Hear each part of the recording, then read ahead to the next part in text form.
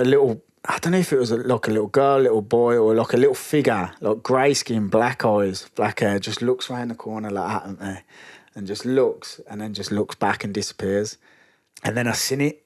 And I'm very sceptical of the paranormal. Like, I'll debunk everything, but that is the only thing in the whole time I've explored all these places that I can't debunk. The Birmingham Mail reported it. The Sun reported it. A few online social medias reported it. And the Birmingham Mail contacted the Bullring for a statement about it, and they completely ignored it. I had the police helicopter out to me once, and a drone. That was good. That was the crane in Birmingham. And then we finally found the part that was cropped out, and it was just tent after tent after tent after tent. Now I'm going to different countries and showing them abandoned morgues in Italy and prisons in Poland and shit. And sneaking around.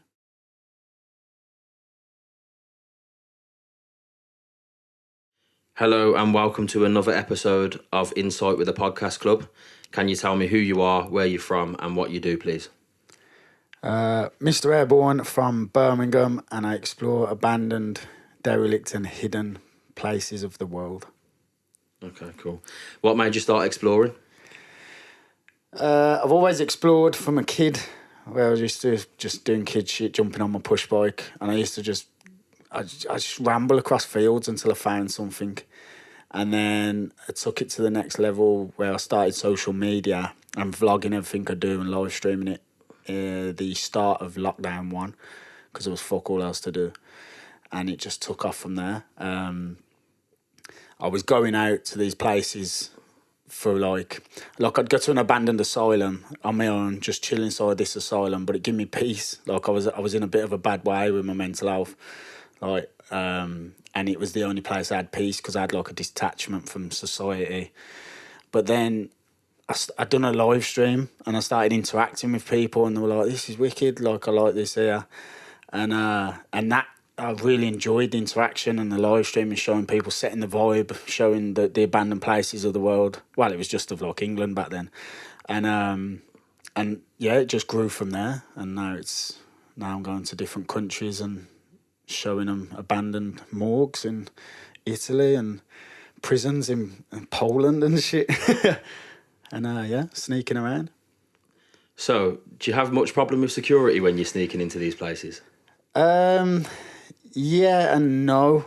The better ones are the ones with security. I love it. If they got security, I'm there more than if they ain't. Like, I like seeing the history and like the time capsules. But if I can find like an abandoned prison that's got security all around it, and I can sneak in, then I know I'm doing a good job. And I love the adrenaline. And then to add on top of it, I go live on Facebook and tell tens of thousands of people exactly what I'm doing at that time, and they still can't catch me. That's what I love about it. Like, that's what gives me the buzz. So most of the time, like, you know, I have been caught a few times, a bit more than I'd like to admit. But like, the security normally, there's like 50-50. You got security that will catch you and go, "Yeah, come on lads, you got to get out. Like, you know, you're not allowed in here, this is my job," and just walk you out sound as fuck. And you get security that don't like to be security, panic and phone old Bill straight away. So there's no point in being there. They might as well just have camera systems. As for old Bill, 99% of the time, they couldn't give a shit. Like, they turn up, they're like, "What you doing?" I'm like, "Oh, I'm live on Facebook," or "I'm taking photos and vlogging it." And they're like, "Oh, yeah, sound." You know, the odd time, in every walk's life, you're going to get a knob, ain't you? Like, I had it in Lincolnshire not long ago. He threw the book at me and I got a massive fine. But other than that, some of the coppers actually already follow me. Like, I've had coppers turn up and they'll ask me questions, "What you doing?" We know you're Mr. Airborne, whatever. And then they'll finish their investigation. They'll turn the cameras off and they'll be like, "I love what you do. I watch you all the time." They were like, "We don't get to go in these places because it's risk assessment, whatever." They were like, "And I just love watching your videos." They were like, "We know you're not here to rob or trash. You're just here to have a look at the abandoned world." And I love it. So, like, it's mad to see, like, the security guard losing the shit, phoning old Bill, like 10 police cars turn up. And they already follow the page and they don't care. They're like, "It's sick." So, at the start of this, you mentioned mental health, and that's what got you into exploring. Can you tell me what you were suffering with health-wise and how exploring helped you? Yeah. Well, a good few years ago, I just declined. Things happen in life that it just sent me into a hole. Then I started pushing people away, making wrong decisions that, they play on your mind and stuff like that. And I just went deeper and deeper into a hole, and exploring, like, especially like abandoned asylums, hospitals, the bigger places, was the place where I was alone. I was completely alone. No outside influence, nothing like that. I was just on my own, I felt detached for that hour or 2 hours away from the world, and that's why it helped massively. And then I started to feel better because I realised, I made mistakes. I weren't happy with the mistakes and some of the decisions I made, but you're not defined by a mistake. You're not defined for the rest of your life by something you've done. And you can move forward, and that's how I started to grow back and get better. And then doing the exploring, that's kind of the process I went through while I was doing the exploring to start with. And then I started live streaming, interacting with people online, and it just helped. It just helped massively. Like, just realising that I wasn't defined by a mistake or by my past. Like, do you know what I mean? Like, some of the things. So it's just, it's hard to explain. I find it hard to explain it, but like, I was in a bad way before I found these like I say, I always used to explore, just go like rambling and stuff like that, but you're just stuck with your thoughts when you're in a field. Where these places, when you're in a time capsule asylum and and you're a bit spooked and you're hiding from security and that, you're not stuck in that. You're stuck in the moment. You're away from the world, but you're in the moment, and that helped massively with my mental health, because it took me away from it all for an hour, and then gradually drags yourself out of that hole. So that's sort of done it. You mentioned an asylum. Yeah. And I know about one in Spain that you visited. Yeah. Can you tell me where about it was in Spain and give me that story, because it's quite an interesting one? Where it was in Spain, I always have to ask the missus, because we went on holiday. And I was like, can I just go on it? I found a couple of pins. Can I go and have a look? It was either Zante or... We went 2 places. Where's Shipwreck Beach? What island? Is that Zante? So, no, it weren't that. Oh, was it that one? Yeah, I think it was Zante. And so I said to her, we went on holiday for a week in Zante, and I says, like, I found a couple of pins. Can I just go and check them out? So it was by the pool. It was all inclusive. So I was drinking then. I was half cut, and I was like, right, I'm going to go now. And jumped over this fence into this, like... It looked spooky from the outside, because, like, when, like, the paint's running on the outside and it's all, like, stained from the rain. Like, it looks like bleeding blood on the walls. It was like that from the outside. I snuck in. Everything was still in there. The X-ray machines, the beds, the prison. Like, they have prison trays in asylums, so they can't, like, chin each other with them or whatever because of plastic. And then when I was in there, I turned the one corner, and the wards were there. They had, like, separate wards, and they had, like, a hospital door, which I opened, and then they had a cage prison door, like the bars, as well across it. And I thought, wow, this place is mad. But I know you want the figure that was noticed there, innit? I was so I started my live stream. I was going through it all, and to set the scene, it must have been windy, because one of the doors was just banging, banging shut. Like, I'm walking through this asylum. So you're just hoping it was wind? Wow, yeah, I was going, it's wind, guys. The door's banging because it's wind. Like, I was half cut anyway, so, like, I was a bit more braver. And so this door's banging. I'm walking up the corridor. There's X-rays from patients. Like, they have, like, circle discs, and they have little X-rays all the way around for, like, slides. And that they're all on the side, so I'm looking at these X-rays, and you can see, like, skulls and full body X-rays and stuff. And then I walked to the end, and it was a chapel. And the only way in was right back down the other end of the hospital where I'd come in. So, like, now I'm at the most dangerous point, because I'm blocked in a dead end, and it was a fucking dark chapel. And I thought, oh, hang on, this place is fucking spooky. But I cracked on anyway. I was, like, exploring around. And then that's why I mentioned the prison trays, because there was, in the room, I was live streaming like this, And I turned it and I said, look at the stack of prison trays that they use for here. So, like, I started in the hallway, scanned it, and as I turned back, I didn't notice at the time, but there's like a little, I don't know if it was like a little girl, little boy, or like a little figure, like grey skin, black eyes, black hair, just looks round the corner like that at me, and just looks, and then just looks back and disappears. And but I didn't notice it at the time. And so I cracked on, finished exploring, and then my inbox blew up, and everyone was like, "My God, did you see this? What's this? Where was there someone else with you?"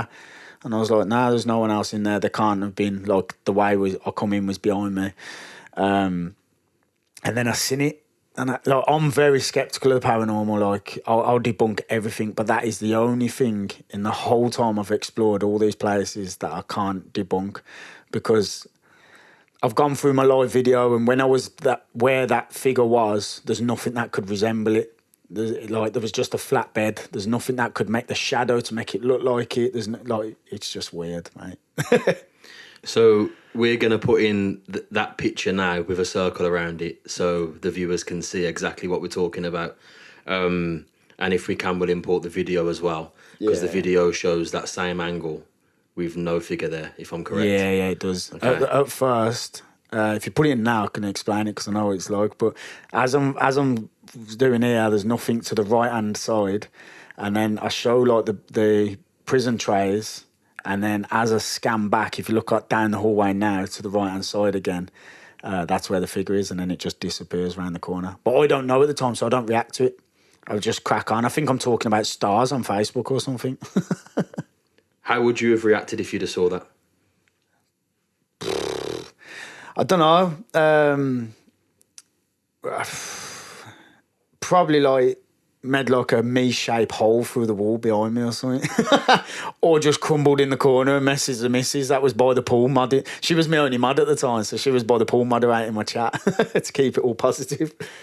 So I don't know though, because I'm very skeptical. Like, it's one of them. I genuinely believe someone was in there. Like, I'd be like, "Yo, who's that?" And I'd probably go towards it, and then like, I don't know, just try and debunk it some way in my head to make myself feel safe till I got the fuck out of there, and then be like, I ain't going back there. Have you saw anything else paranormal, or do you think you have? No. Nah, like, I debunk everything, so unless, it's face to face like me and you now, I still won't be convinced. Last night I was in a huge abandoned seminary called St. Joseph's up north, and it was cool. I went with another creator, I took him there, and he was filming at the time, and we were standing on these stairs. So yeah, we went down, and there was like a door. The door had been scraped open, and where all the moss and like mold on abandoned places had grown, it had been scraped fresh for the door being ragged open. And I redone it, and it matched the exact same sound we heard. So in my head, it was very slim chance of someone else being in there because there was no footprints around and stuff like our footprints. But because I'm very skeptical of paranormal, I'm telling myself someone else was in there fucking with us. So that's where I'm at with that. Was there any security there? Outside, they can't get inside the perimeter. There's two fences to St. Joseph's. There's the outer perimeter, then there's the inner fences and the walls, and all the walls are like sheet metaled up, and they're not allowed in the building, but they can't physically get in the building anyway. So unless they're climbing the way I did, which they never would. And to be fair to them, if I was security, I fucking wouldn't either. They can't get in. Give me your wildest explore story in your own mind. I got chased by security with a massive Alsatian in Spain. It was an abandoned hotel, and I was round the back climbing around trying to get in. I went round the front. Literally, there was a wall which went onto like the front road up into the front entrance. So I ran, jumped, grabbed the wall as I pulled myself over the fucking Alsatian right there. And I was like, oh shit. So I dropped back down, bolted it, and he was shouting something in Spanish at me while chasing me, unlocking the gates. Like, I'm trying to jump all the fences while he's unlocking them, letting his fucking dog through. And mate, it was about 40 degrees. I was half cut, and I I was fat as well because it was full inclusive. And I was running down these streets, sweating. Everyone on the line was going, "Just get some water and stop." I was like, "You're mad! I don't want to get savaged by that dog." But yeah, there's or Devil's Palace. Devil's Palace is a good one. People love that because Devil's Palace is owned by a geezer called Nicholas van Hoogstraten. He's an old school gangster, or what you'd term as an old school gangster. He didn't give a fuck. He tried to kill a rabbi with a grenade once because a business deal went wrong. He's like one of the elites of the country. He was multi-millionaire off his nuts by the time he was 18 because he come out of private school and while he was in private school he was trading stamps and like he had money off his parents anyway. And he built this place called Hamilton Palace. It was illegal. He bought this little mansion on this massive grounds, lake and everything, knocked it down illegally, built this palace. It's bigger than Buckingham Palace. Right, you Google it, Devil's Palace, mate. It's crazy. We'll put a picture of that up now. Yeah, I got some drone shots as well. I could probably send you. So I heard about it, and this was actually the very first live stream I'd done on my Facebook page. I'd never done one before, and basically the day before I went, on the pages, there was a video put up and some lads went and he's got henchmen that protect it. It's only half built, so the building's built, but inside's just breeze block, like there's nothing inside. And they were walking and the henchmen shot at them with a shotgun. Right, and the video went up and I phoned my mate, I was like, "We're going there tomorrow." I was like, "That's where we're going." So I got there, full camoed. I was like, "We're going full out, I don't want to get shot." So I just looked like a twat in full camo. Snuck through the bushes, got to the side, climbed up onto the roof, got onto the main roof, which is like, it's got 3 copper domes, 1 main one and 2 small ones. Climbed up onto the roof. As I climbed up onto the roof, security done swapped in the morning, change. So while they were in the cabin is when we managed to get up, which we didn't realise. Then when we got on the roof, they sit around it in the bushes around the palace or the mansion. So you couldn't get down, we couldn't get off the roof. We were stuck up there for 3 hours. So I'd done a live stream. I was like, "Yeah, we finally made it, Devil's Palace." Have you ever seen the siege? Is it the Iranian siege thing, what the SAS were famous for? That was like letting back in the 70s or the 80s. I think it's right in London, where they got sent in and it was like showing the world what our SAS were like, and we were like the elite of the elite. They were on like balconies on the side and they blew the side of the wall out and went through the windows. Well, the way I explain it is like it's got like a ledge around it, and that's what it felt like. I was walking around this ledge, massive up on the thing, it was about that wide, and I was trying to get through the window, and I was like, it's just like the Iranian siege. And then we got inside. Bear in mind, was dressed in camo, and then we got inside. It was pretty dead inside, to be fair. It was just breeze block. But it's just been left for 22 years now. Just left like that, and all he does is just got like the ground. The way they get away with the shotguns is they're classed as groundskeepers, so they've been given permission to hunt on the lands, or so I believe. So that's why they're allowed to carry shotguns without, But obviously, if they shoot it out, then the police would fucking land on them.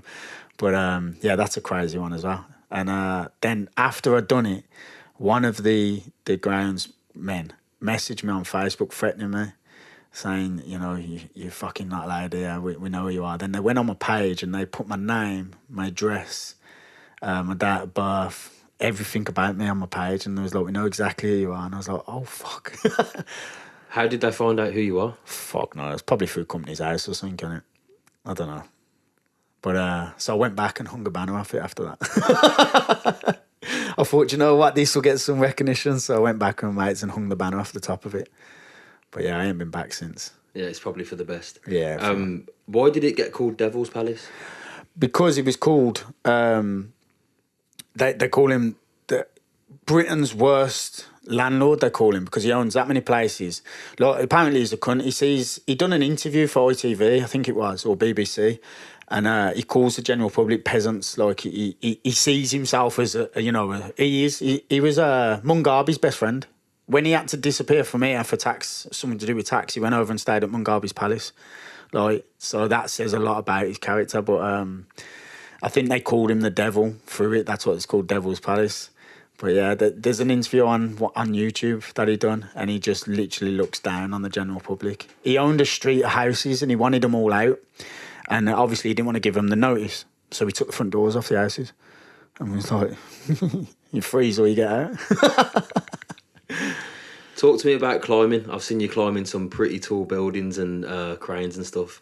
So talk to me about that, because I know you don't wear no kind of harness when you do it either. So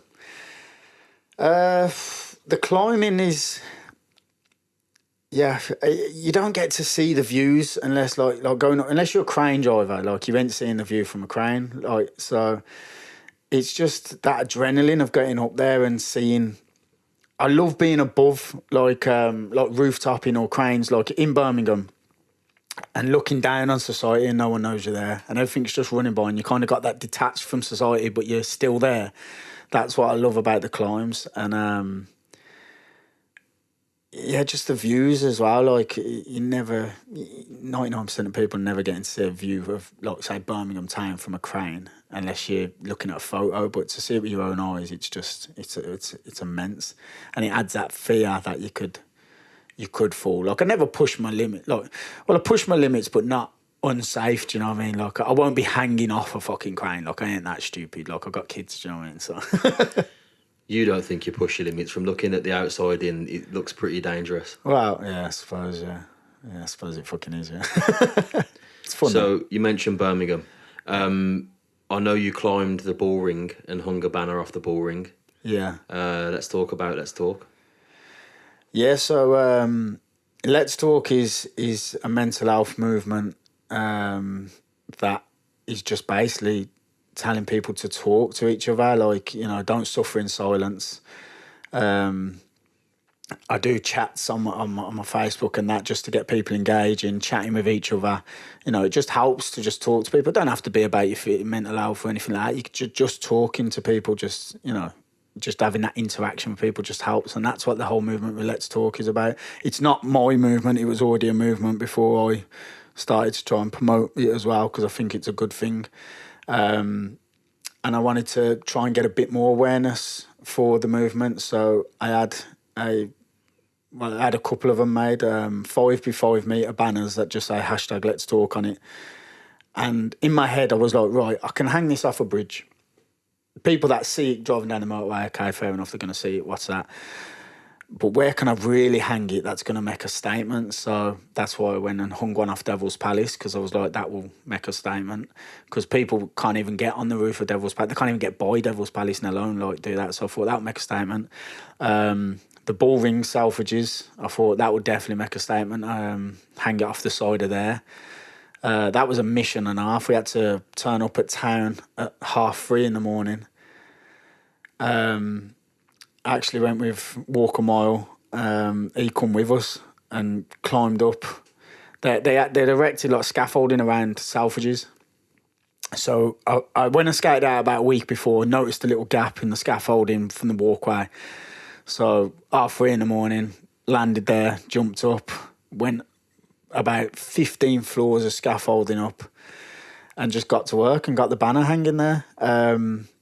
We hung it out. My mate was on the bottom. My phone's ringing. I was like, fuck, like, I'm fucking rushing to get this banner up. The adrenaline's going, answered it. I was like, what's going on? He says, the banner's backwards. I was like, what are you on about? He says, it reads backwards. He was like, you put it up backwards. So we had to fucking undo the one side, climb out the scaffolding, like 200 foot in the air, and pull the one side across. And that's what Cole put the camera down. He jumped in and helped as well. Got it done. Got down, and as we got down and was walking down the road to get some shots of it from the floor, security had just come out and they were looking up, shouting at the banner. They were like, get down. And I was thinking, there's no fucker up there, over here. Yeah. How long did it stay there before it got took down? 9 hours. 9 hours. So the Birmingham Mayor, when he was speaking to me, the geezer, he was like, I'm going to try and get him to do a statement. He says it will help with the movement, it'll help with the... He says, but they probably will ignore it. I says, well, what would they do about, like, maybe prosecuting me? And he was like, they'll ignore you as ever there. They were like, they don't want anybody to know that you managed to get up there. He was like, so they'll completely ignore the fact that it ever happened. So then, because they were ignoring me, my followers and that on my Facebook started a thing where they were not trolling, but they were hammering the Bullring social media saying, give Airborne his banner back. But they still ignored it, and I didn't get the banner back either, which technically is theft because it was my property. It doesn't matter where it was left, it was still my property, so the Bullring nicked my banner. You owe me a banner. You said you had some death threats. Let's talk about death threats. Yeah.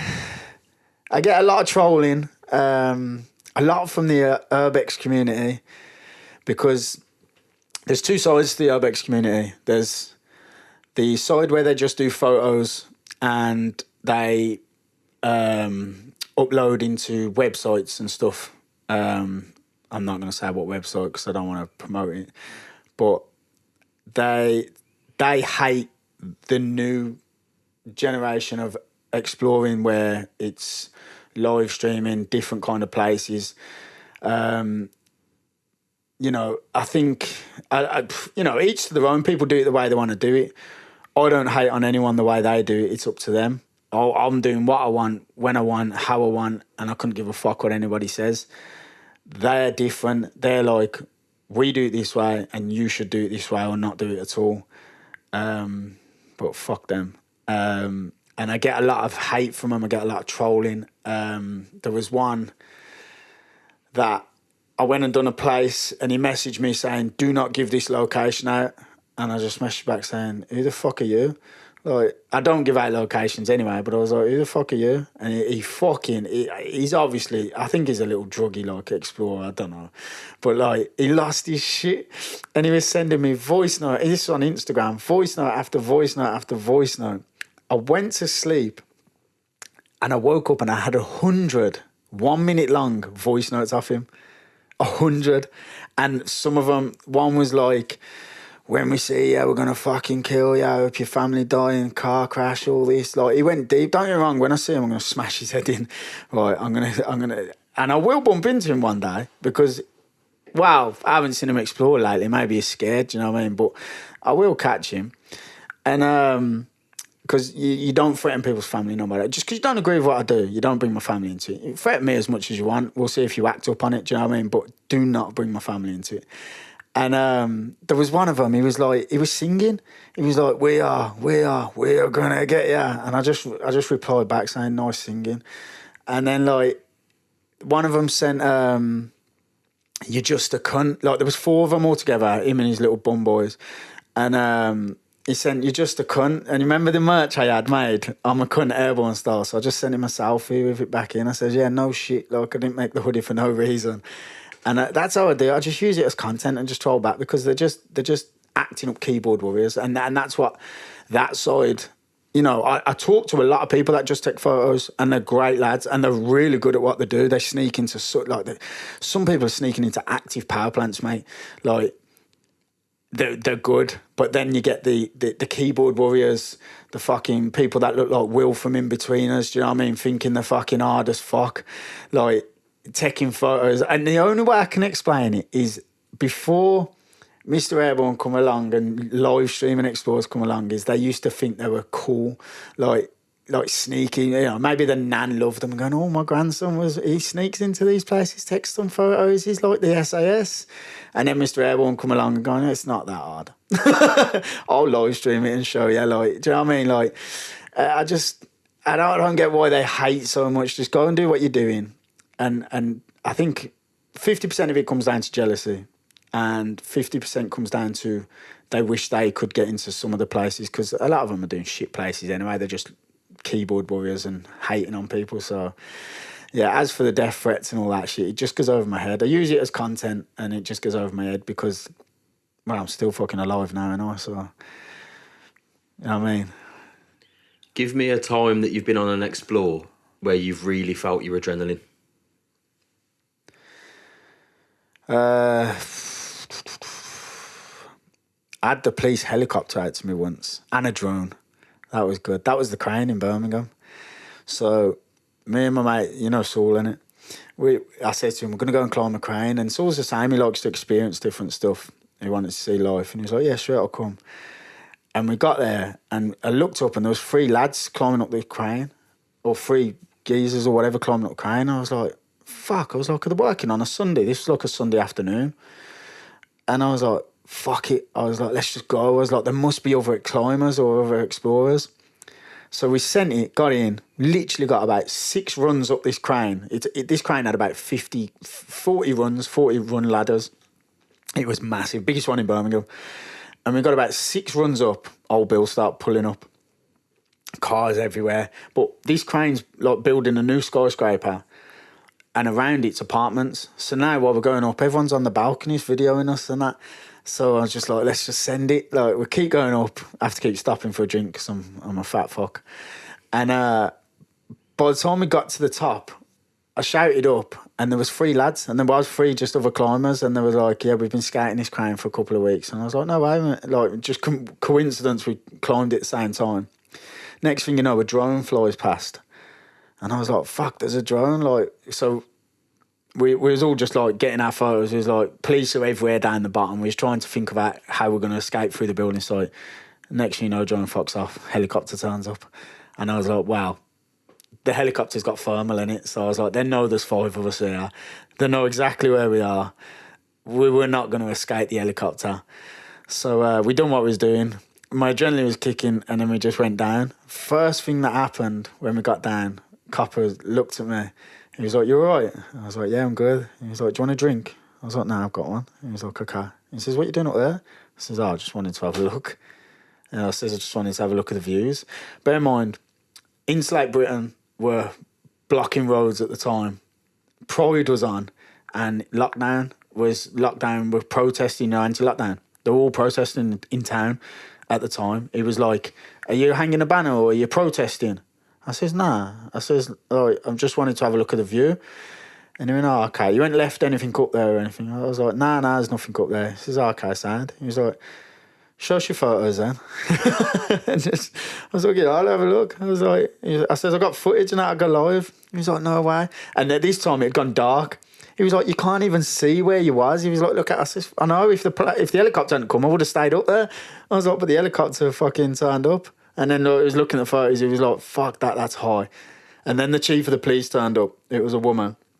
And they were all sound, all these coppers are sound, but like my adrenaline was kicking from it because of the helicopter. And I thought, like, it costs a couple of grand to send the helicopter out, doesn't it? You've got 9 police cars down there, a drone. I was thinking, we're costing them a lot of money here. They're going to throw us in. I said, so long. On the way down, I phoned the lad I was doing some work for, the daft. I was like, listen, I might not be in work tomorrow. I was like, I think I'm going to get nicked.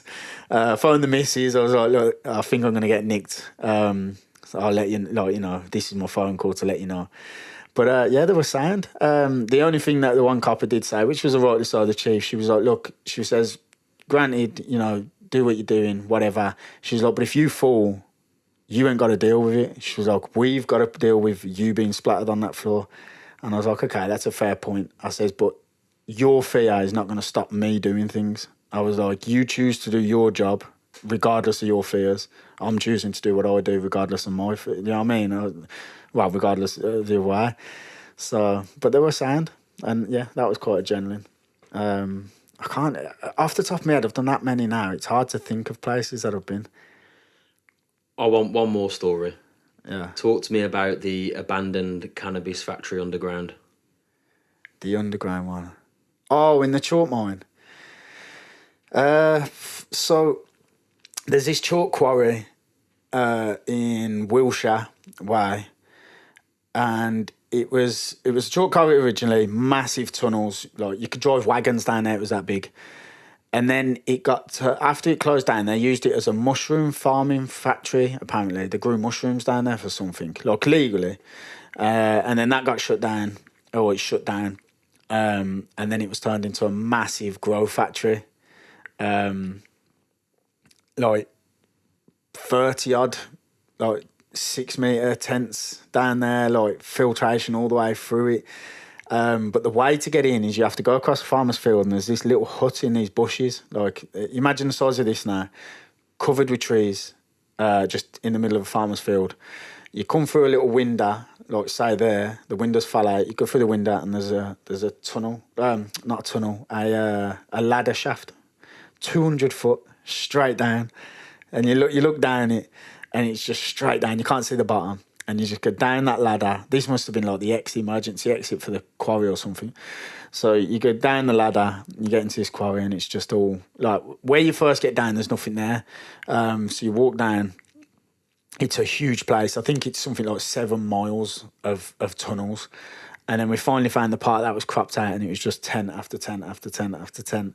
All the tents still there, like all the lights and that are still hanging up, like mounds and mounds of the old, you know, the soil when they just fuck it off with the roots and that, just mounds of it. Everything was still there. They were living down there. You could see the people that were living there went a bit doolally because there were like cavemen drawings on the walls and shit. Like, but yeah, that cannabis factory was some high end, and they earned some money out of that place.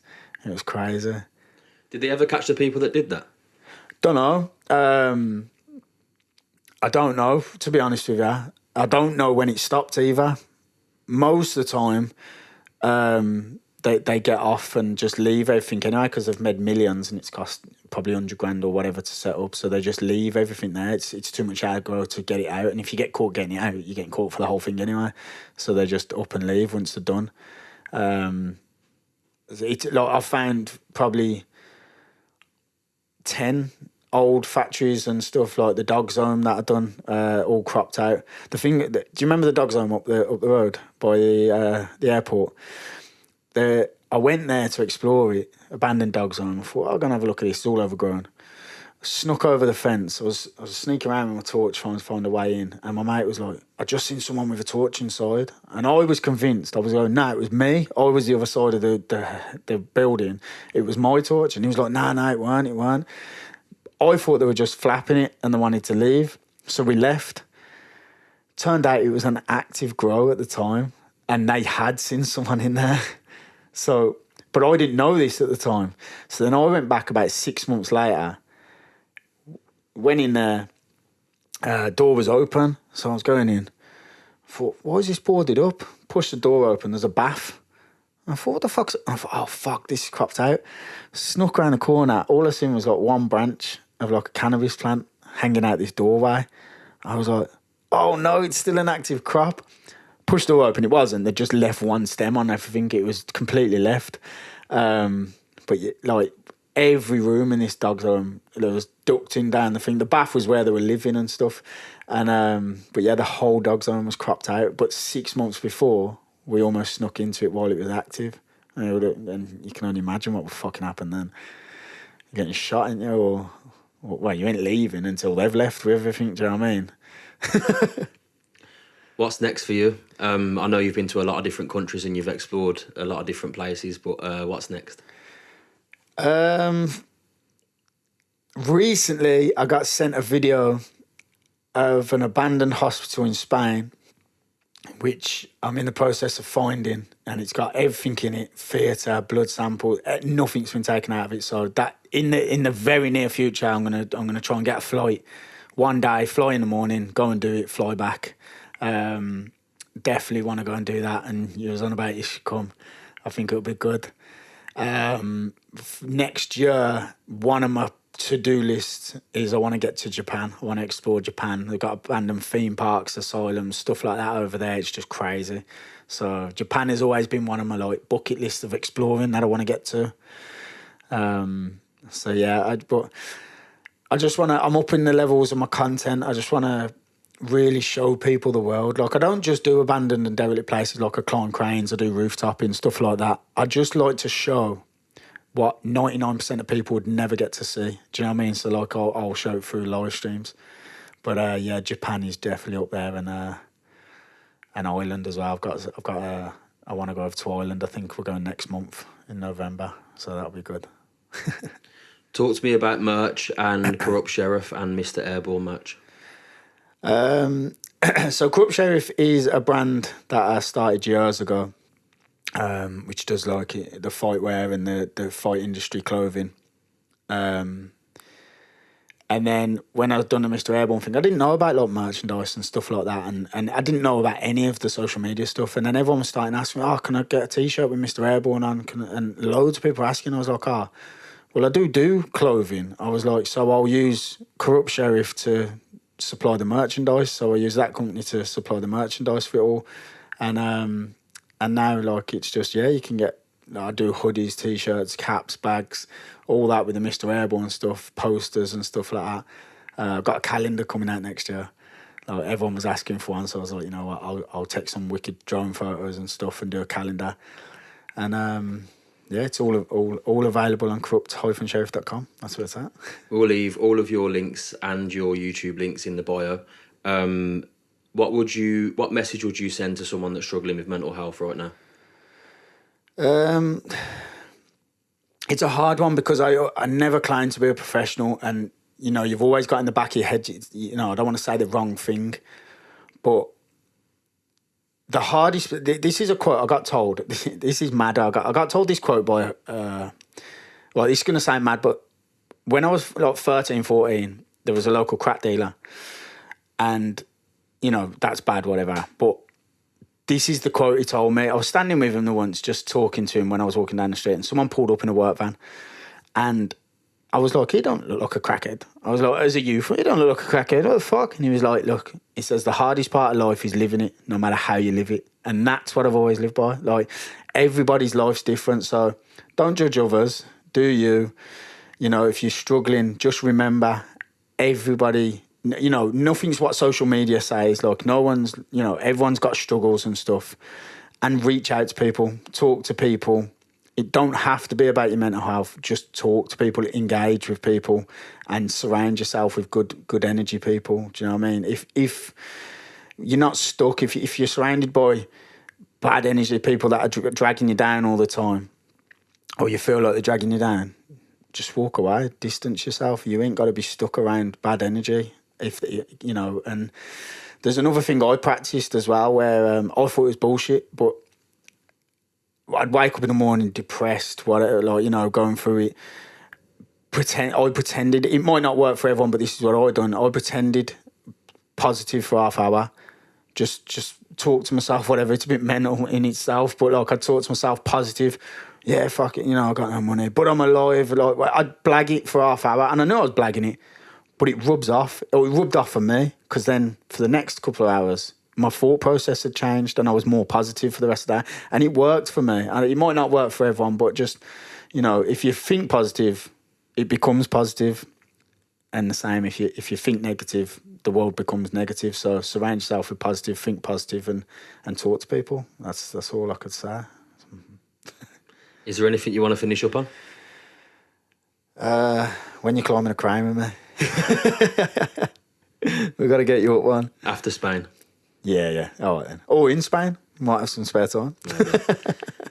That was Mr. Airborne, also known as Mr. A. Thank you for your time today. Awesome. You've been watching Insight with the Podcast Club. See you soon.